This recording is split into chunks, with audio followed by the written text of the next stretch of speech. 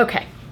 Hello. So a few things. Number one, I just got back from Portugal, so this video is going to be a bit more compact. I just wanted to do like a quick Q&A video. I had already filmed some of the footage, but it ended up being so long I don't have time to edit it because I literally am filming this yesterday. Portugal was so much fun. I loved it. It was great, and I have a vlog coming out for that whole experience, but I just don't know when that's gonna come out because I thought maybe I could put one of them together because I essentially filmed every day. I have so much footage, but I'm gonna have to like sift through it all and either make one mega vlog or do like little ones that I can release, but that's gonna be coming out in a little bit. I will be returning to the season 8 reactions, but I needed to take a break from them specifically for this video because again, I only have a day to put this whole video together, so wish me luck. This is bringing me back to the days when I used to do those daily vlogs. Which I had so much fun doing those. I think I'm actually gonna return to those at the end of this year. Stay tuned for that. Right Around the Corner podcast was supposed to have released while I was in Portugal. However, Brennan and I couldn't find the time because we're also working on another top secret project. Mostly that's Brennan's thing that I'm gonna be a part of, but like he needs to focus entirely on that right now. So again, we're postponing it. Anyways, yes, this video we're just gonna do a little Q&A for you all. I'm gonna look back at some of the comments that you guys have been posting on my YouTube comments. I haven't been looking at them for the past few weeks, so I'm hoping that maybe there's some questions there that I can answer for you.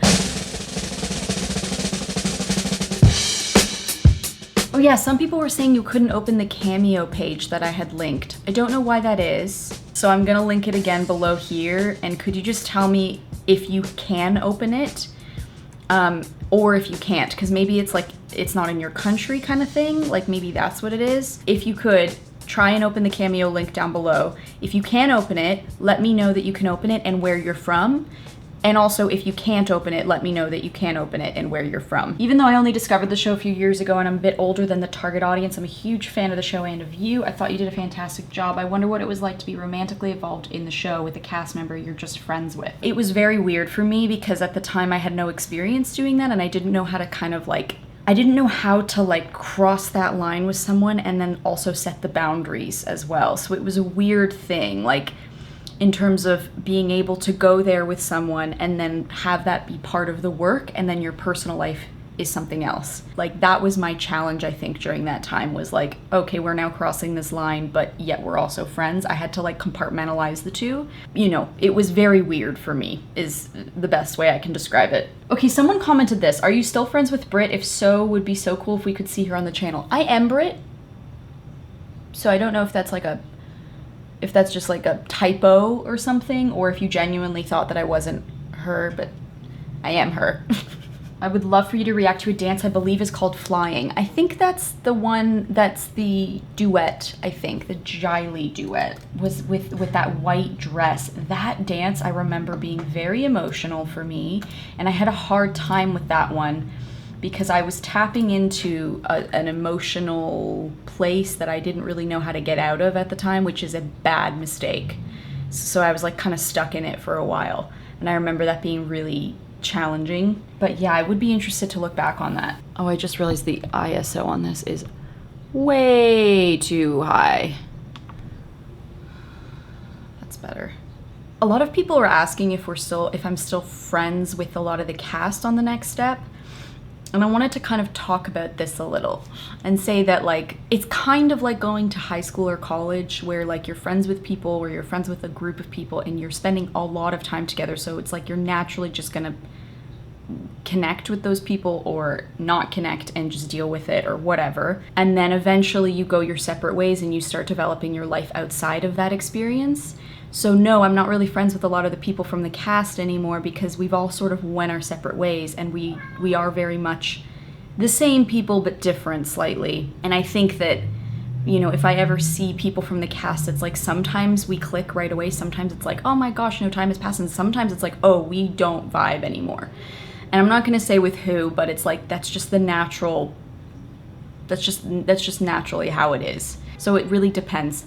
And it could also be that day that person's not in the mood and they're whatever, I'm not in the mood, and so we're not clicking that day. Like, we're human. You know, it ebbs and flows. But life puts you in the right place in the most abrupt and hardest ways. It may seem like a negative thing, but then it turns out to be what you needed so you can grow on your own. I understand what you're saying. I'm glad you could do well at the end. Yeah. Because last week, or no, not last week, 2 weeks ago or 3 weeks ago, I can't remember when reacting to Riley's goodbye solo went up, and I was talking about how that was a really challenging time in my life, but it needed to happen. And this is actually something, maybe this is too personal, but I talked about this in therapy, about how, like, suffering is just it's just a sign that you're conscious and you're aware, because if you're not a conscious being, you don't suffer.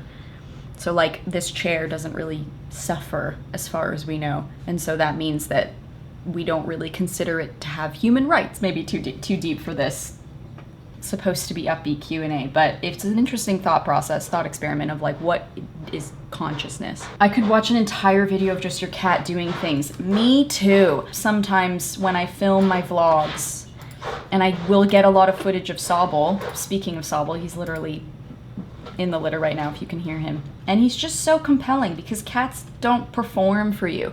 They just, like, they just exist. It's interesting. This person wants to know what it was like playing Corey on Dare Me, for anyone who doesn't know, Dare Me is this amazing show that I was very lucky to be a part of, based on the book by Megan Abbott. And I played Corey Ross, a cheerleader on that show, and my experience was surreal. It was like, playing Corey Ross was really fun for me because she was the type of character that I really had been wanting to play for a while. She was sort of this tomboy girl. She had grown up with like 4 brothers, one of which was going to the military, so it was very much this, like, all of her life was built on strength and being tough. She wore her bruises like a badge of honor, and she just loved to work hard and sweat. From the little knowledge that I had gained from being on that show and watching the other cheerleaders, they are strong athletes. My God, the stuff that they put their bodies through is insane, but there is this sense of pride in being able to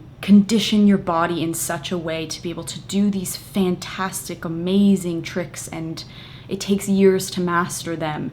And of course, Corey's supposed to be at that level with them. I couldn't do all the flips and tricks like they could, but I definitely learned how to base in a way that would pass for that. Like, we did, like, cheer camp for 2 weeks, and I remember that really, like, solidified the character for me. To be able to have that cheer camp was so vital because, yes, it trained me, but it also allowed me to kind of understand how cheerleaders think a little bit more, because I was spending so much time with professional cheerleaders, girls who had been competing at the professional level, and there was this sort of, like, this sense of power and strength that comes from what their bodies are capable of doing, but also that you can only ever accomplish that at a young age. Once you're 24, 25, you graduate, your career as a cheerleader is over. So it's such a short time period, and you spend your whole life working towards this one thing that then is taken away from you in your mid-20s, and you probably at that point would have to just start over in something else. Or Coach Colette French, who was played by Willa Fitzgerald, I think that she also represented that, like, what is possible for us, that we can become this, like, icon of this world, and that we could maybe be that kind of a coach one day, and that we all sort of, like, she comes in and just commands power and sort of takes it away from Beth, who is our cheer captain. That is unheard of. Normally the coach is just kind of some passive, they don't really care, and Beth sort of gets away with being the top of the squad. She's top girl, she's, like, the best of the best in our squad, and, like, runs shit essentially. And so being Corey, I wanted to, like, play the, like, I want to get close to her. She's the sense of power, but then Coach comes in, and all of a sudden that power dynamic shifts, and it's like a fight between those two.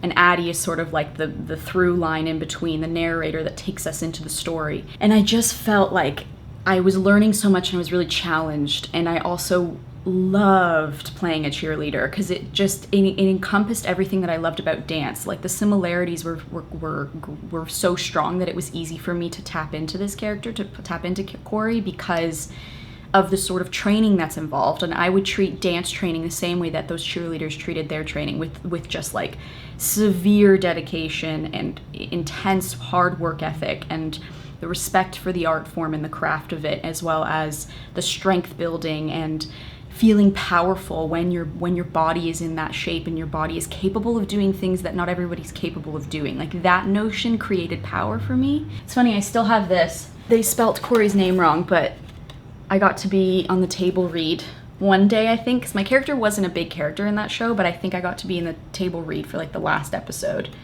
and I had my name on a thing. It was the first time that I've had a table read, because the next step never really did that, so I kept it, because it was like a sort of milestone for me. I think that's it. I'm gonna stop the video there. I hope you enjoyed it, and ask any more questions down below so I can answer them at any point in the future. Thanks for watching. Subscribe, like the video, share with friends, and let me know what else you want to see. I'm gonna get back to reacting to season 8 soon. I'm hoping maybe in September sometime I'll be able to put one up, but stay tuned for that.